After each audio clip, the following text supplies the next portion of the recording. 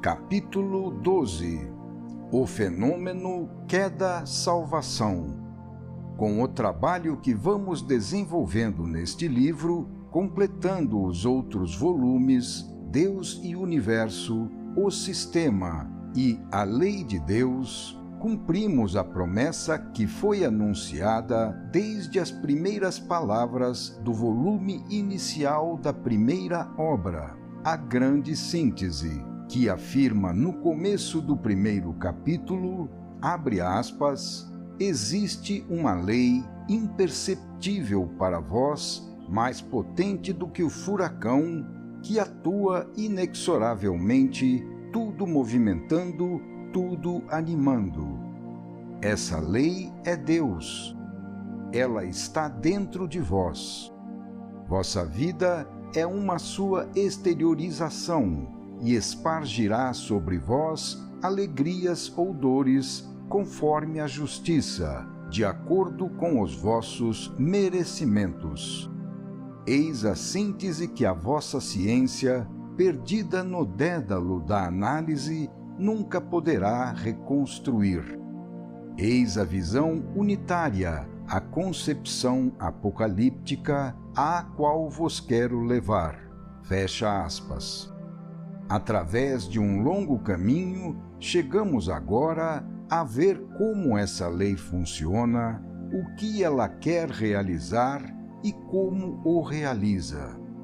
É de suma importância saber tudo isto, porque desse conhecimento depende o caminho de nossa vida e o nosso destino de felicidade ou de dor. Não se trata de teorias longínquas. Este é um problema que nos toca de perto, a todos, porque só assim, conhecendo qual é a causa de nossas dores, poderemos evitá-las.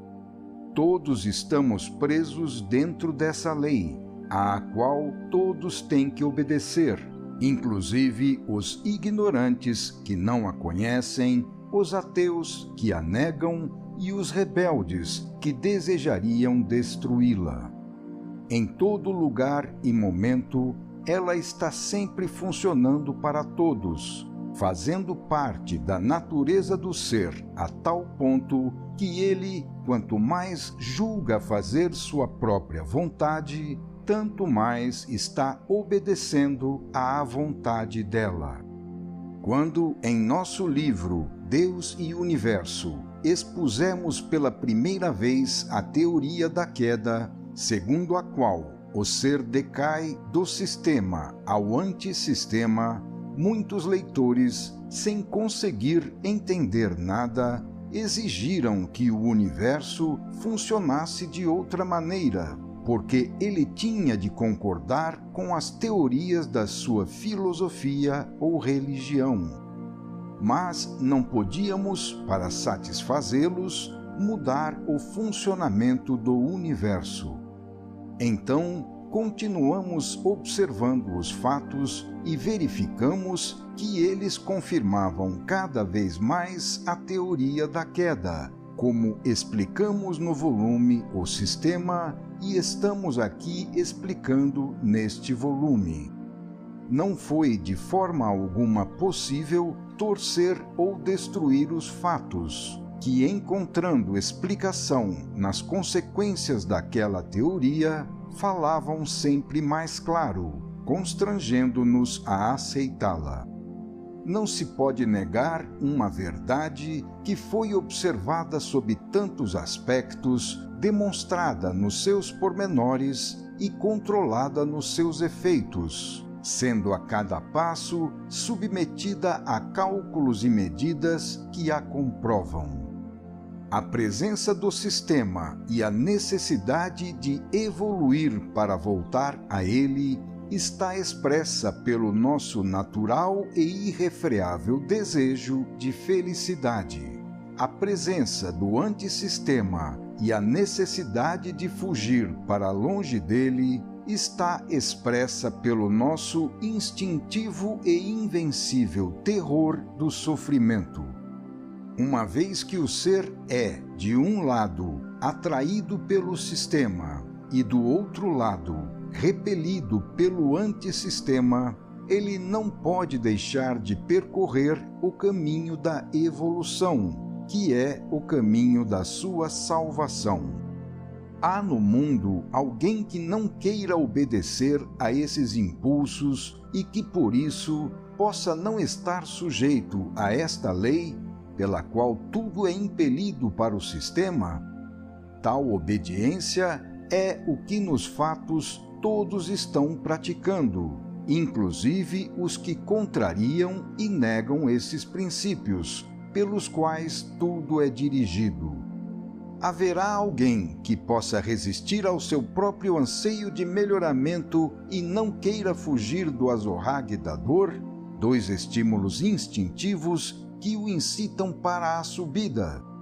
O que, na verdade, tem importância como prova de veracidade, mais do que as palavras, são os fatos. Vale, portanto, não o que os homens dizem, mas sim o que eles fazem. E uma teoria tem valor quando ela, apesar de não concordar com o que os homens dizem, explica o que eles fazem. E, de fato, embora falando de uma maneira diferente, dissemos que todos, enquanto acreditam realizar somente a sua própria vontade para atingir as suas próprias finalidades, estão de fato obedecendo espontaneamente à lei para atingir os objetivos estabelecidos por ela. Analisemos agora, observando mais de perto, a verificação deste fenômeno na realidade, para ver como tudo isso acontece. Quando o indivíduo luta para satisfazer sua fome, julgando cumprir assim a própria vontade, ele de fato obedece à vontade da lei, que quer a conservação do indivíduo. Quando a lei não quer mais assim, porque isto não serve mais às suas finalidades, ela o deixa envelhecer e morrer irremediavelmente, cabendo ao ser apenas obedecer. A vontade dele desejaria o contrário, mas não tem valor algum. Quem manda nos momentos básicos da vida é a vontade da lei, e não a do ser, que somente pode cumpri-la. Isto se chama obediência. Quando o indivíduo luta para satisfazer o seu impulso sexual, julgando cumprir assim sua própria vontade, ele de fato obedece à lei, que quer a conservação da raça. Qual a reação do homem quando ele é deixado aos seus impulsos naturais? Ele agarra o que mais puder, seja com o roubo ou seja com o trabalho, para gozar ao máximo o banquete da vida, o qual consiste em engordar no bem-estar e fecundar a mulher. O grande sonho é comer bem sem trabalhar, dispondo de todas as mulheres do mundo. Nisto está a satisfação, que é também obediência à lei, imposta pelos instintos no nível animal humano, onde a maioria dos homens se encontra hoje. Quando o indivíduo, para satisfazer o seu orgulho, luta para saciar a sua cobiça por honras, poder político, domínio, riquezas, etc., julgando cumprir assim a própria vontade, ele de fato obedece à lei, cuja vontade é que o indivíduo cumpra o esforço para evoluir. A esse trabalho incessante estão submetidos indivíduos e povos, movidos por suas insaciabilidades e rivalidades em contínuas guerras, tanto as pequenas, em casos particulares, como as grandes, envolvendo nações. Eles julgam seguir seus próprios impulsos, mas obedecem de fato aos impulsos da lei, que por meio dos instintos impele todos para onde ela quer, deslocando-os para fora das suas posições de repouso, tão logo procurem realizar sua própria vontade de descansar no gozo. Assim, o homem tem que atuar sempre por repetição, destruindo para reconstruir melhor. A vontade dele, que seria engordar na preguiça, não tem valor. Neste caso também, quem manda é a vontade da lei, à qual o homem, sempre levado pelo seu insaciável desejo de crescimento para novas guerras e revoluções, tem que obedecer, mesmo sem querer, para que, antes de tudo, seja realizado o objetivo da vida, que é evoluir. A razão que explica e justifica em nosso mundo a existência da dura lei da luta pela vida e da seleção do mais forte está no fato de que essa lei é um meio para desenvolver a inteligência e, assim, impondo ao ser o esforço da subida, realizar a evolução.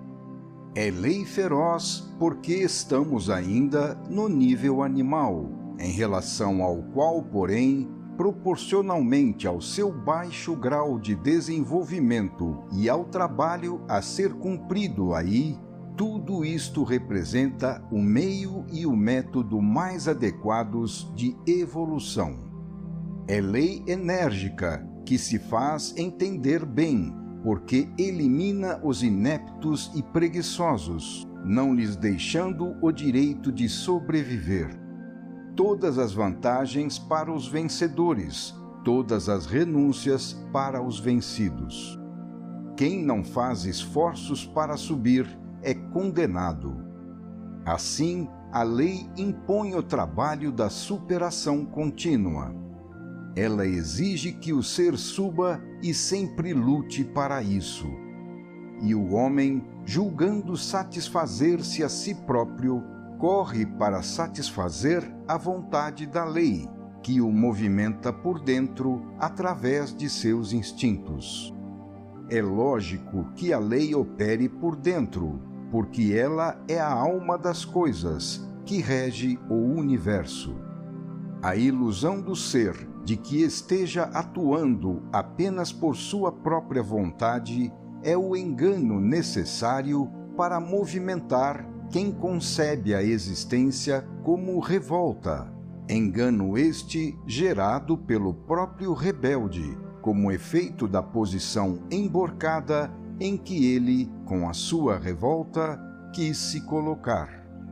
Desse modo, dando-lhe a alegria do sucesso imediato que o faz vitorioso, a lei premia momentaneamente o ser que lutou, pagando na devida proporção, conforme a justiça, o esforço por ele realizado para a conquista.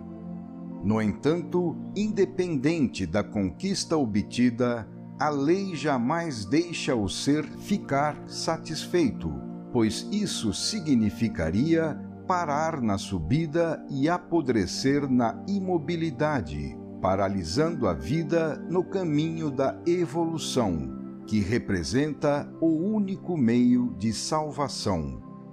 Assim, tão logo o ser tenha realizado uma conquista e, com isso, atingido um grau mais adiantado na subida, a lei o deixa no mesmo vazio anterior, impossível de ser preenchido, a fim de fazer a corrida para o alto e o respectivo esforço tornarem-se contínuos, condição necessária para que seja percorrido todo o caminho da evolução e, assim, seja atingido o seu objetivo, que é levar o ser até Deus, fazendo-o regressar ao sistema. Explica-se assim por que razão existe em nosso mundo esse estranho jogo da insaciabilidade sem limites, pelo qual o homem, tão logo alcance um resultado, é levado a desejar atingir outro maior.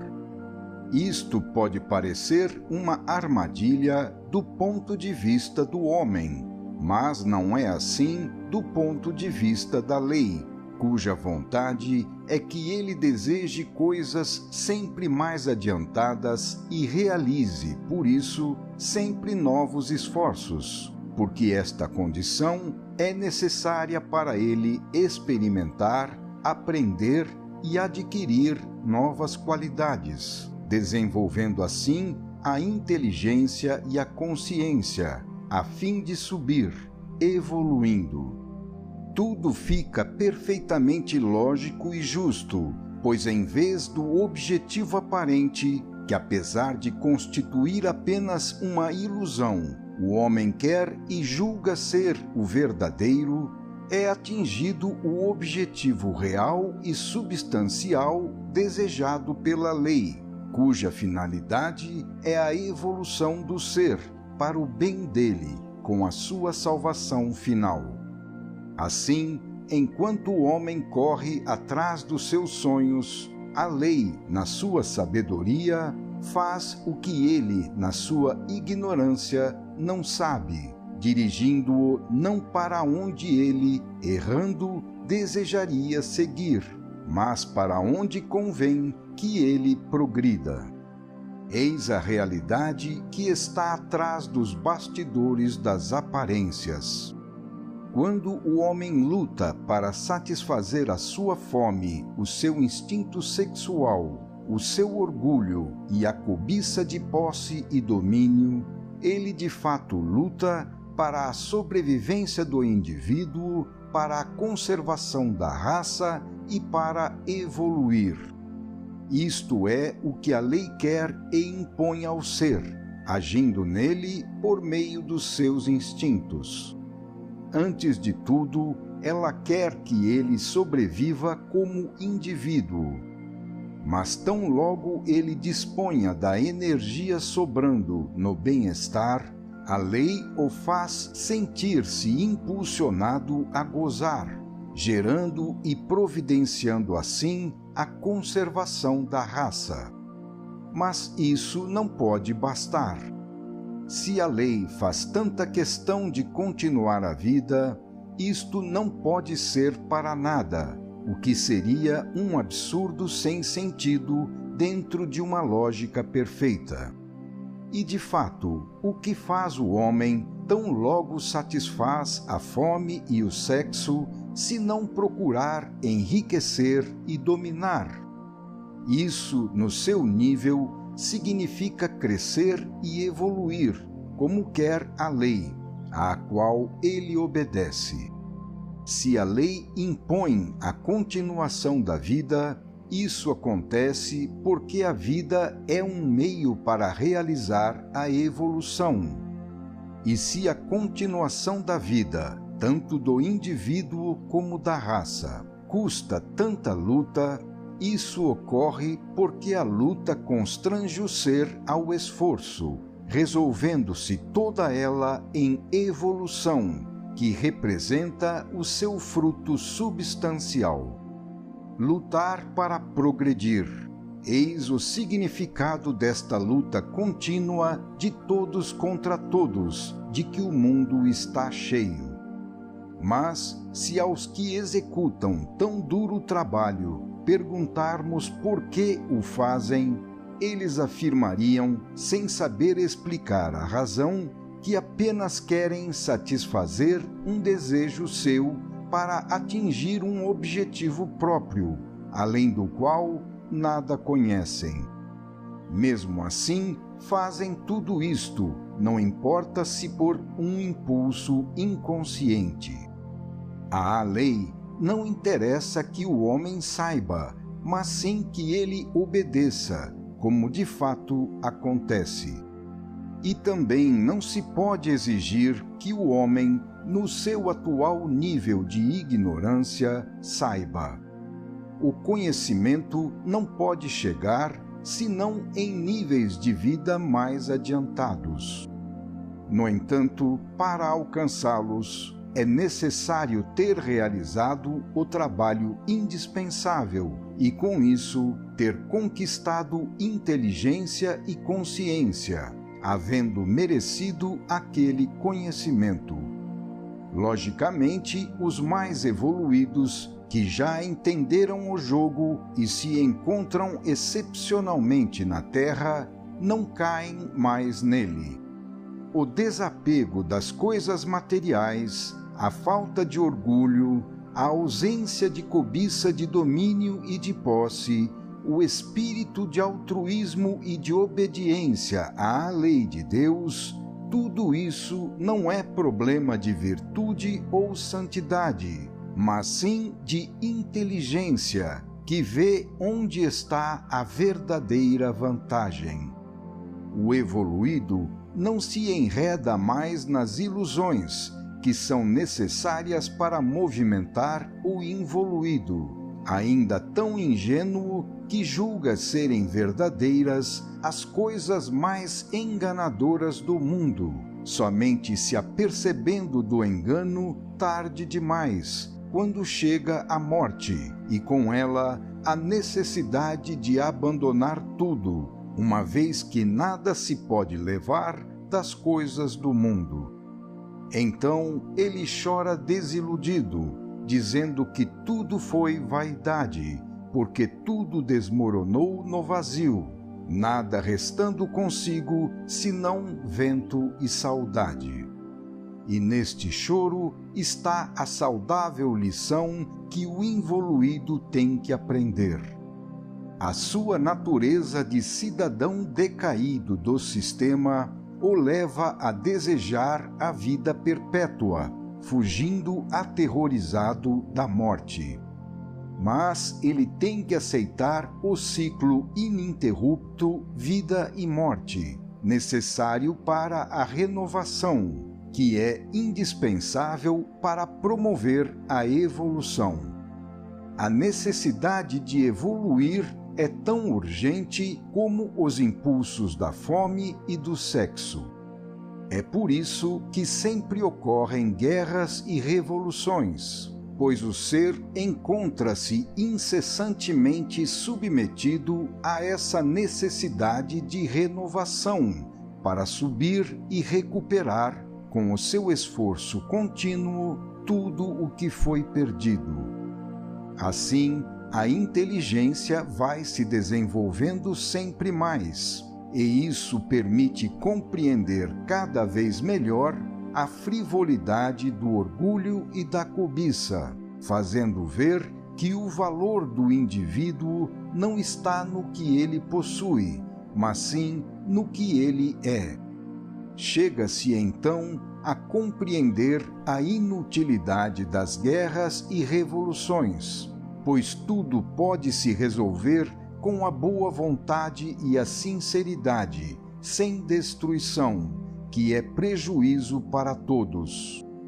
A verdadeira substância desse jogo, o resultado permanente e de real valor, é que o homem, lutando, cumpre o esforço necessário para evoluir e, com isso, realiza a sua evolução.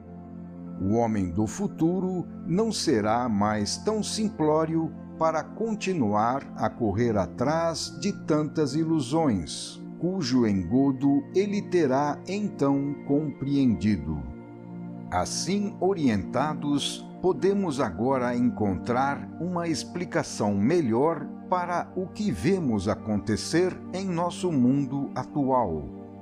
Aqui, o homem permanece ainda no nível da animalidade, onde a lição de que agora falávamos é aprendida em forma concreta, não por meio da inteligência, que ainda tem que se desenvolver, mas através de experiências vividas e percebidas pelo caminho dos sentidos.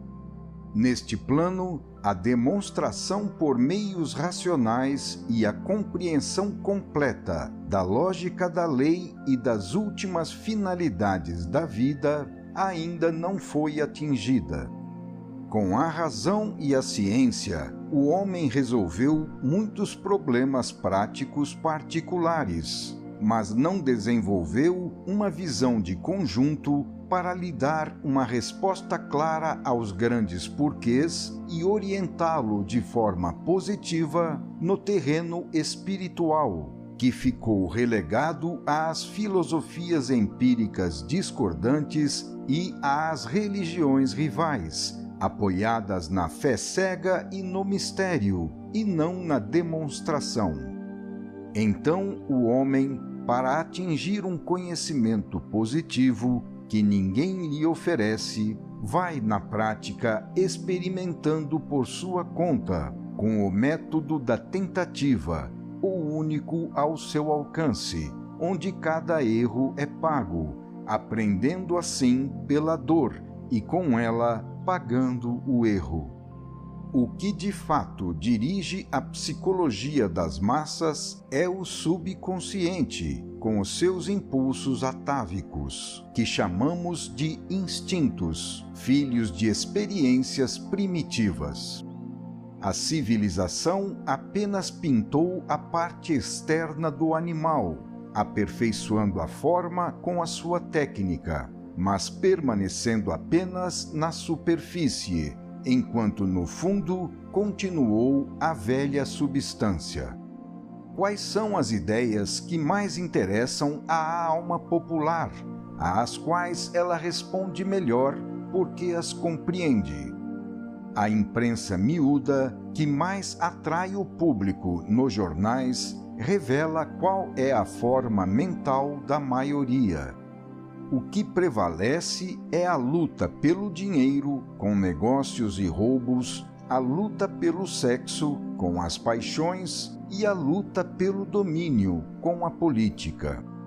Para isto existe a grande peleja da vida entre indivíduos e povos, até se furtarem e se esmagarem, matando-se a fim de conquistar riqueza, mulheres, comando civil ou poder bélico. Por isso se cometem não só crimes particulares, apesar de condenados pelas leis, mas também crimes coletivos de guerra, glorificados pelos povos. Esta é a conversa que todos compreendem: lutar para ganhar, gerar e dominar, não hesitando, se for necessário, em matar para vencer. E isso num ritmo de recâmbio biológico vida-morte, tanto mais rápido quanto mais o ser é primitivo. Se falarmos de coisas acima desse nível, a massa pouco percebe, ou então entende de outra maneira. Uma espiritualidade tomada a sério e não apenas pregada para cobrir outras finalidades ditadas pelos instintos, interessa só a uma minoria. Para o homem comum, a vida real é a vida terrena, enquanto a vida do além-túmulo é coisa longínqua, sem certeza. Para ele, a morte é morte e não ressurreição, tratando-se do ponto final onde a viagem acaba, e o que interessa não está depois, mas sim antes dela. Estamos no nível das experiências materiais, ligadas à vida física e confiadas ao subconsciente animal. Neste nível, as experiências espirituais conscientes só ocorrem excepcionalmente, e o ser não pode aprender senão por meio da dor, porque outra escola ele não entende. Não se pode contar com uma inteligência que ele ainda não possui. Já explicamos a técnica automática do método da dor, por meio da qual a lei ensina na classe dos primitivos. A ignorância, qualidade dos seres próximos do antissistema, leva ao erro, e o erro leva à dor. O sofrimento, então, é o destino natural para eles, que devem evoluir, custe o que custar, pois sem evolução não se pode atingir a salvação, sendo impossível para um ser ainda inconsciente entender outra lição. Eis a função benéfica da dor, que na perfeita organização da obra de Deus não pode existir para nada, e muito menos ainda para uma finalidade de mal. A dor sabe ensinar a todos, inclusive aos rebeldes e aos descrentes, bem como aos ignorantes. Se a lei, porém, tem que usar esses métodos duros nos níveis mais baixos, ela os abandona tão logo o ser os tenha superado. Eis então como a escola funciona. Quando o caminho não está certo, logo aparece a dor para avisar. Quem bateu com a cabeça volta para trás e na próxima vez procura não repetir o erro que acarreta sofrimento. Não é necessário muita inteligência para isso. Ensinando a evitar o erro, a dor o elimina, destruindo a ignorância, e atinge assim o seu objetivo, que é fazer os involuídos evoluírem. Podemos ver agora o ciclo de ida e volta desse processo. A ignorância gera o erro gera a dor destrói o erro, cuja eliminação destrói a ignorância. E destruir a ignorância significa subir os primeiros degraus da inteligência e se encaminhar para a compreensão da lei, seguindo para a espiritualidade. Esse é o conteúdo do fenômeno pelo qual o triângulo vermelho da positividade vai pouco a pouco e progressivamente destruindo o triângulo verde da negatividade. Com estes exemplos práticos, podemos entender melhor a teoria. A lei conhece o grau de inteligência dos seus alunos e sabe que no plano deles seria inútil para a maioria tentar mostrar, por meios racionais, as maravilhas da lógica de Deus. É necessário, então, para se fazer entendida, que ela fique, como há pouco dizíamos, no nível dos sentidos. Assim, o homem recebe o que é mais útil para ele, na forma de sofrimentos bem sensíveis, como doenças, miséria, morte de pessoas queridas, perseguições, fracassos, desilusões e amarguras, com a perda do que ele mais faz questão de possuir, perda esta tanto maior e dolorosa quanto maior for o apego. A prova, porém, como é lógico, acaba assim que a lição tenha sido aprendida. Desse modo, tão logo o apego desapareça, o ser pode receber em abundância, que então não representa mais um perigo, pois ele aprendeu a fazer bom uso dela. Mas a lei usa esse método da dor também por outra razão, dada por um princípio de justiça. Se o ser encontra-se num estado de ignorância, de onde deriva o erro e a dor, isto foi por vontade e culpa dele, que quis se rebelar.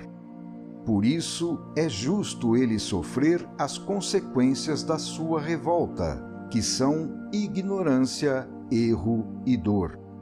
É lógico e justo, estando implícito no princípio de ordem e equilíbrio da lei, que o ser tenha de endireitar o que ele emborcou, que o pagamento das suas culpas tenha de sair dos seus esforços e sofrimentos, que o ser experimente todas as consequências da revolta. Se no emborcamento elas se desenvolveram no encadeamento, revolta, ignorância, erro e dor, o ser tem agora de percorrer com a sua fadiga e sofrimento o caminho em sentido oposto, de endireitamento dos mesmos termos, no encadeamento, dor, lição, conhecimento e obediência. Eis a razão pela qual a redenção se realiza através da dor, que representa a escola para ensinar o ser e o tratamento para sanear a queda, levando à salvação. É por isso que nas religiões o conceito de redenção está ligado ao sofrimento, como na paixão de Cristo. Se o ponto de partida foi a culpa da revolta, é justo que só o resgate, realizado pelo trabalho do ser, possa reconstruir o equilíbrio quebrado. É por essa razão que no capítulo precedente falamos da necessidade do esforço do ser para realizar a evolução, uma vez que não há outro caminho para vencer a ignorância e voltar ao conhecimento senão a experiência da dor. É lógico que o impulso para um poder exagerado, chegando ao transbordamento para além dos limites da ordem de Deus, na ilícita expansão que se seguiu, tinha de ser equilibrado por uma correspondente e oposta contração, a qual levou à ignorância e à dor, e não a uma maior sabedoria e felicidade que o ser, com a sua revolta, foi procurar fora da ordem de Deus. Com a revolta, o ser ficou preso no ciclo que ele mesmo gerou. Podemos agora, integrando os conceitos precedentes, ver o ciclo completo: felicidade no sistema, revolta, queda involutiva, ignorância, erro, dor no antissistema, experiência, conhecimento, subida evolutiva, obediência, felicidade no sistema.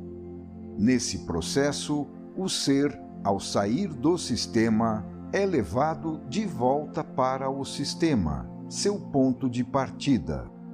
Cada termo está ligado ao outro por geração, de tal modo que cada um tem no precedente o pai e no seguinte o filho.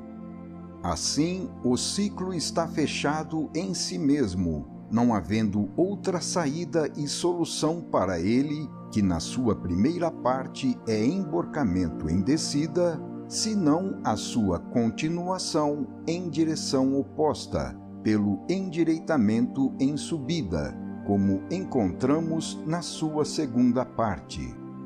A dor no antissistema está no fundo do ciclo, assim como a felicidade no sistema está no ápice dele. A experiência, filha da dor, corrige o erro, pai da dor. O conhecimento, filho da experiência, corrige a ignorância, mãe do erro. A subida evolutiva, filha do conhecimento e da experiência, corrige a queda involutiva, mãe da ignorância e do erro. A obediência, filha da subida, do conhecimento e da experiência, corrige a revolta, mãe da queda, da ignorância e do erro. Assim, a obediência, mãe da felicidade, acaba corrigindo a dor, filha da revolta. O processo é concluído com a anulação da dor no antissistema, à qual se substitui a felicidade no sistema. A lei rege e regula tudo com inteligência e justiça. A cada degrau de emborcamento em descida, corresponde um degrau oposto de endireitamento a realizar em subida.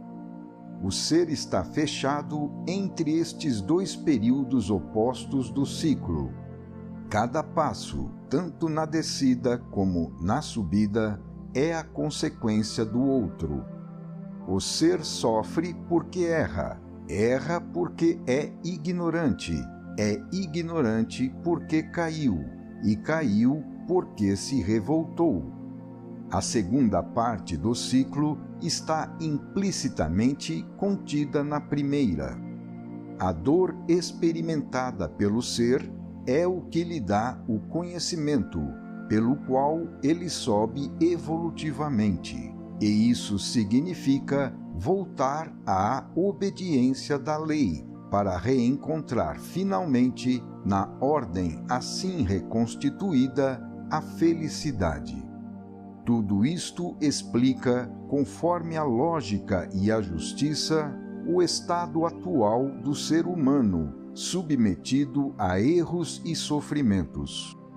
Isto concorda com os ensinamentos das religiões, que fazem da dor um meio de redenção e um caminho para a felicidade.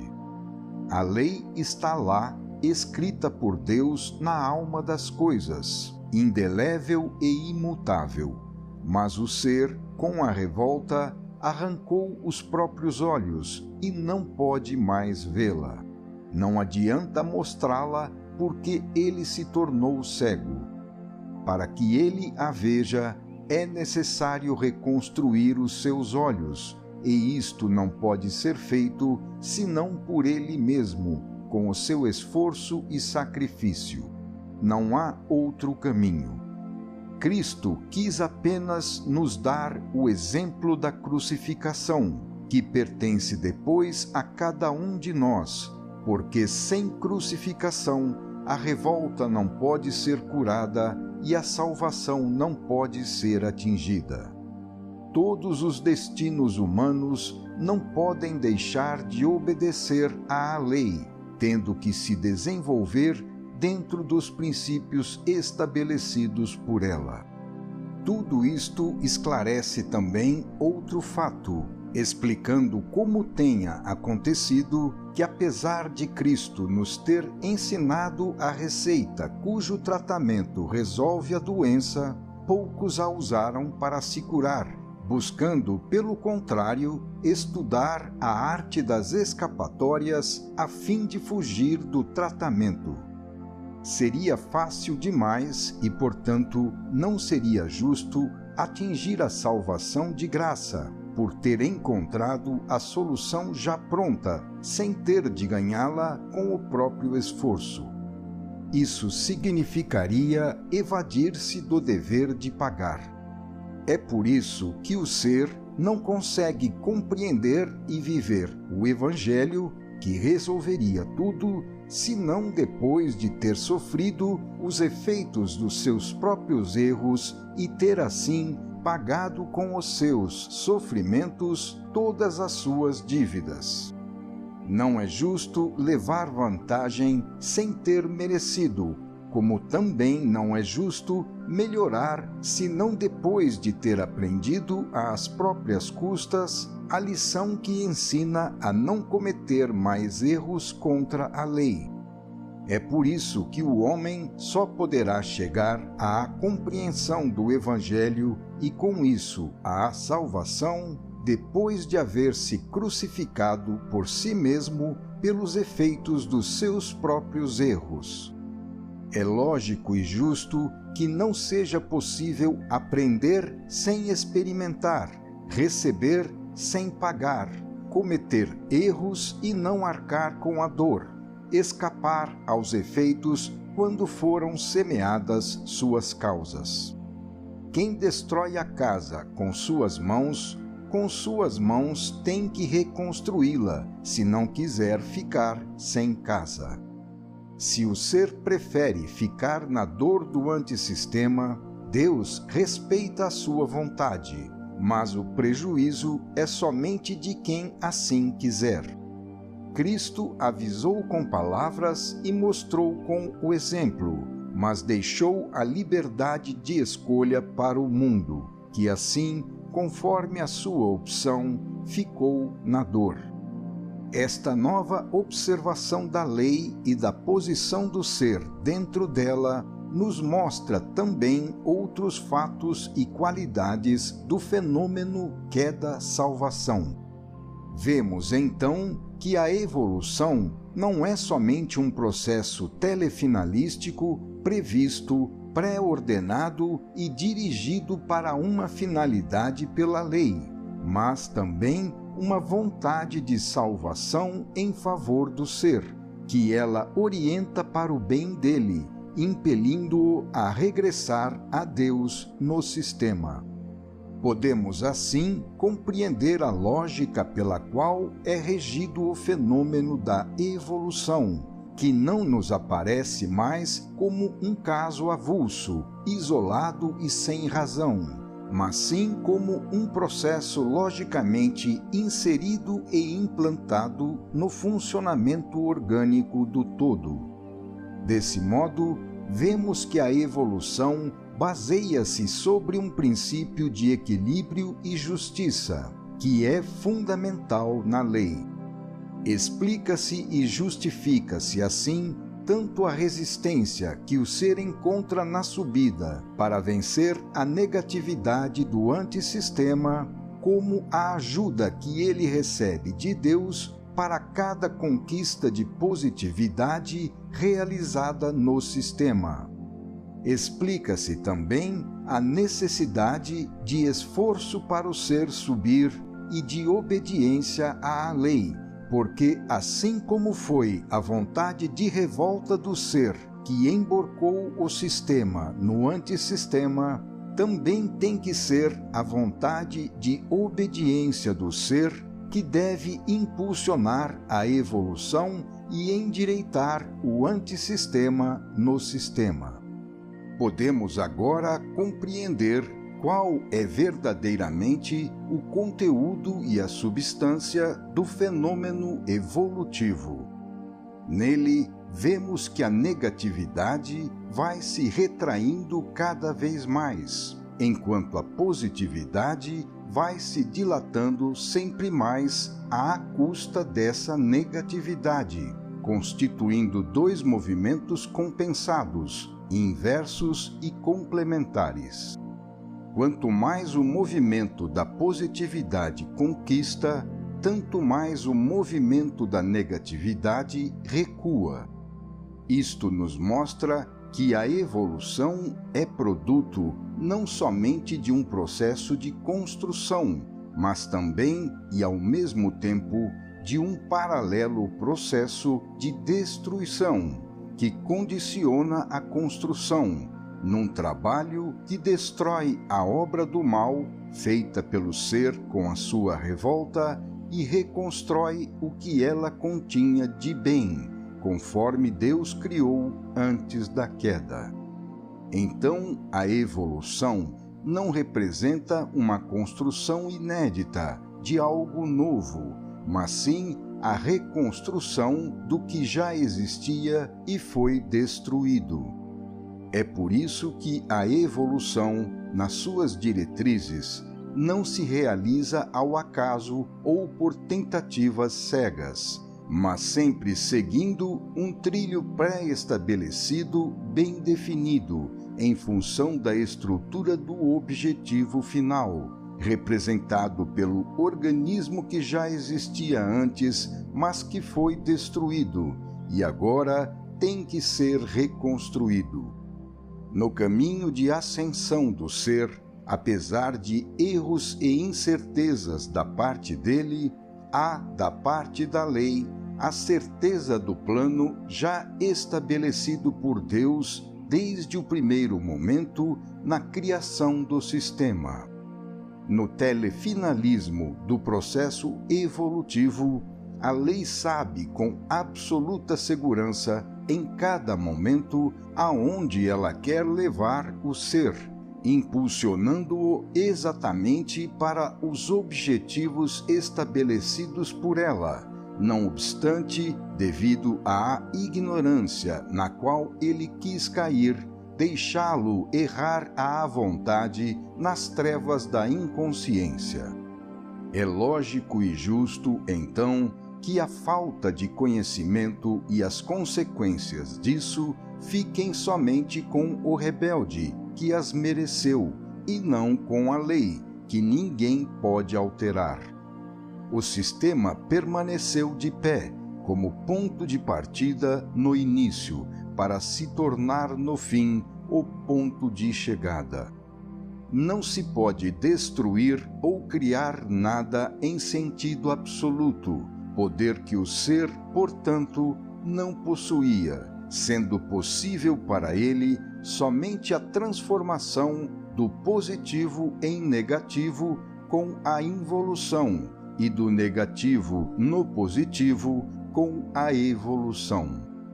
Esse era todo o espaço que a lei deixava à liberdade do ser, mas apenas no tocante ao próprio ser, à posição que ele quisesse escolher dentro da estrutura criada por Deus no organismo do todo.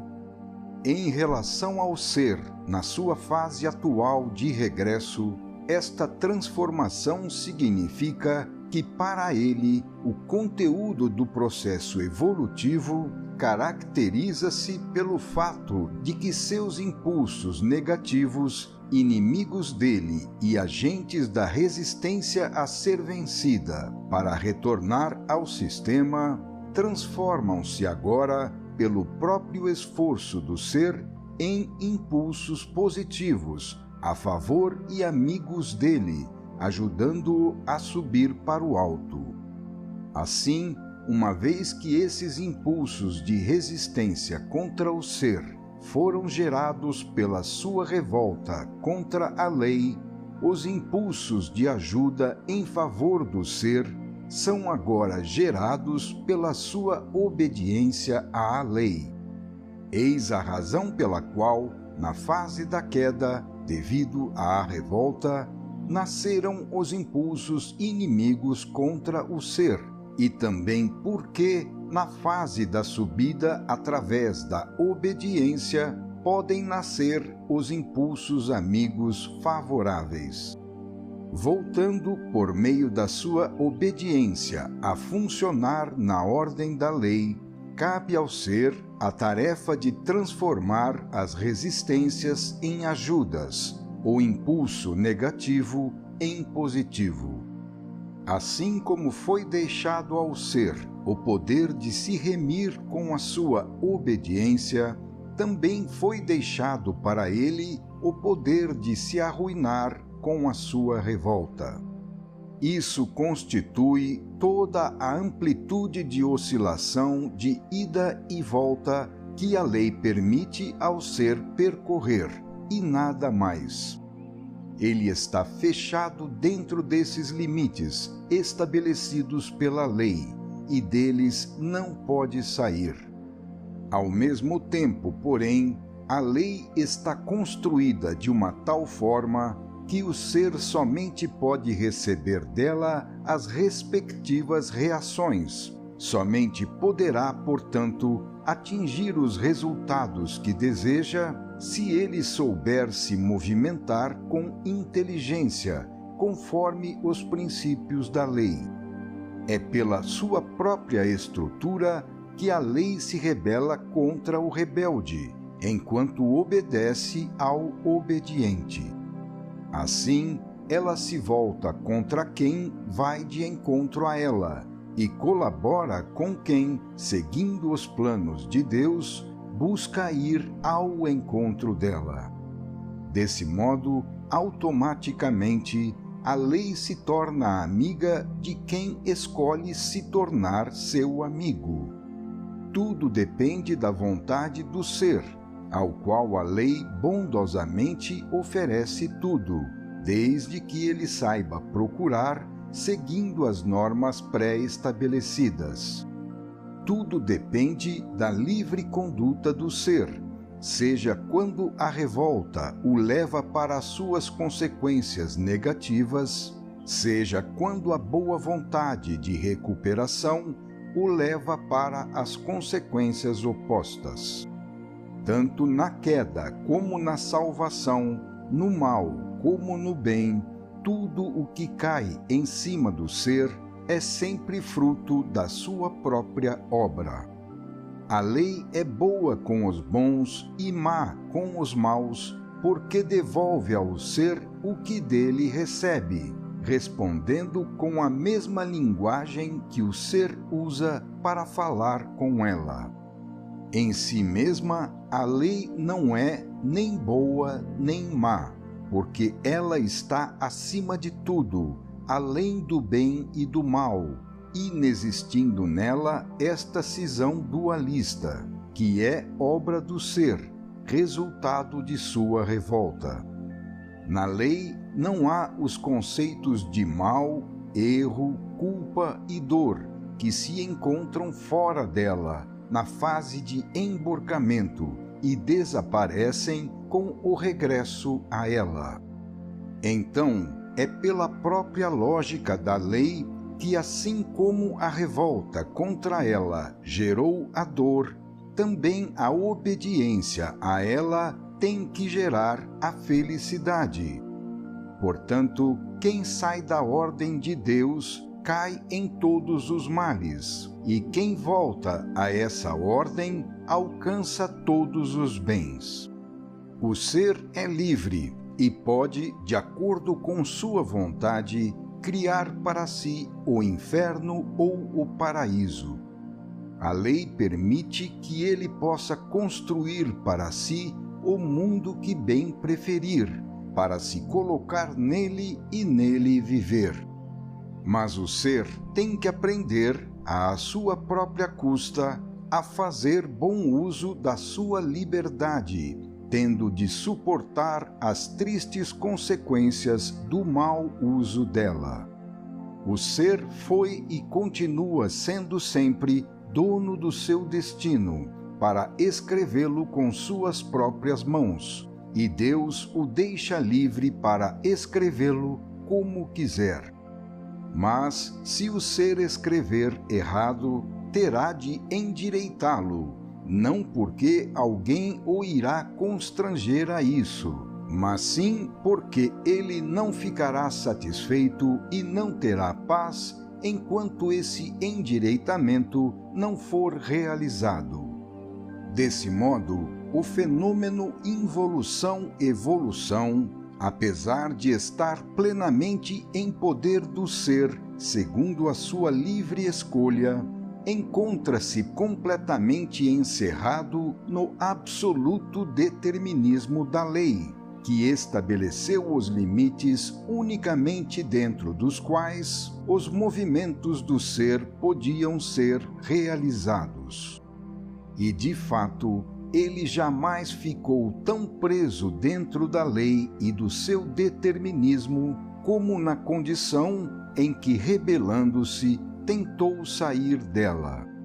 Conforme os fatos por nós aqui observados, nunca a lei se revelou tão poderosa e dona de tudo como na condição em que o ser procurou destruí-la para substituí-la por outra. Todo o processo de involução, levando a posição do ser no sistema a se emborcar no antissistema, bem como o fato de que ele, devido à descida, foi levado a essa tamanha derrota, numa condição oposta à sua vontade, que se dirigia no sentido de vencer e crescer, são o produto da mais enérgica reação da lei e nos provam o quanto ela é poderosa e dona absoluta de tudo. O nosso mundo continua sendo tão simplório que acredita mais no poder do eu do que no poder de Deus, mais no poder da revolta do que no poder da obediência. Não estará claro agora, após termos explicado tantos aspectos do problema, que o homem atual concebe a vida às avessas? Não será esta sua forma mental aquela do rebelde? E como seria possível um ser assim, que se coloca vivendo em posição emborcada, não ter de sofrer? De que maneira se pode atingir a felicidade nestas condições? Na lógica do todo, que é obra de Deus, como é possível que haja lugar para tal absurdo? Não é loucura, então, querer conquistar a felicidade à força, como acontece no mundo? A dura conclusão é que vivemos presos dentro dos tristes resultados de uma contínua revolta, os quais não podem trazer senão sofrimento.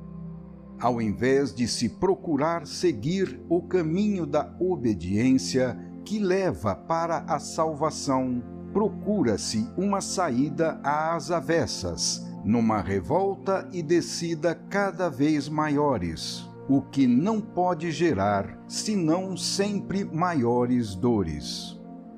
Final do capítulo 12.